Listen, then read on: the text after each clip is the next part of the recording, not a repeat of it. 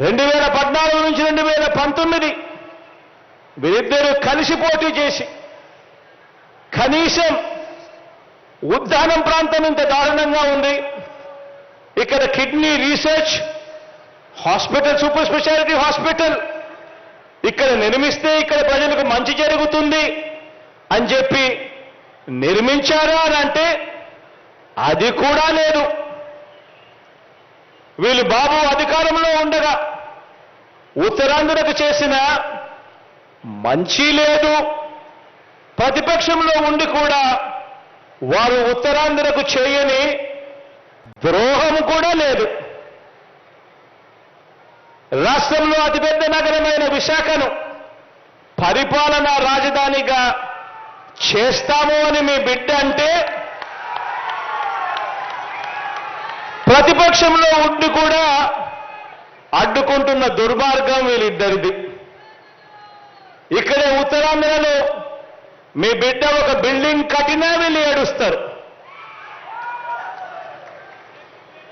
ఇక్కడే ఉత్తరాంధ్రలో మీ బిడ్డ 4 ఆఫీసులు పెట్టినా వీళ్ళు ఏడుస్తారు. సీఎంగా నేను ఇక్కడికి వచ్చి ఉంటానంటే కూడా ఏడుస్తారు.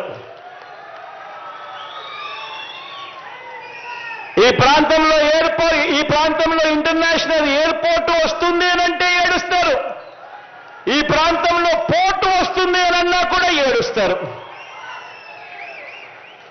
ఇక్కడ ఈ ప్రాంతానికి మెడికల్ కాలేజీలు, రీసెర్చ్ సెంటర్లు మనం ఏర్పాటు చేస్తున్నాము అని అంటే కూడా ఏడుస్తారు. ఈ ఏడుపంతా కూడా వేరే రాష్ట్రంలో శాశ్వత నివాసం అక్కడ ఉంటూ ఒక దొంగల ముఠాగా వీళ్ళంతా కూడా తయారై ఓ చంద్రబాబు, ఓ రామోజీరావు, ఓ దత్తపుత్రుడు, ఓ రాధాకృష్ణ, ఓ TV5 వీరంతా కూడా ఒక దొంగల ముఠాగా వీరంతా కూడా తయారై వీరంతా కూడా మన మీద పడి ఏడుస్తూ ఉంటారు. ఆశ్చర్యం ఏమిటో తెలుసా? వీళ్ళల్లో ఎవరు కూడా మన రాష్ట్రంలో ఉండరు. వీళ్ళంతా ఉండేది ఎక్కడానంటే అందరూ కూడా హైదరాబాద్లో ఉంటారు. ఇటువంటి నాన్ లోకల్స్ అంతా కూడా అక్కడుంటారు.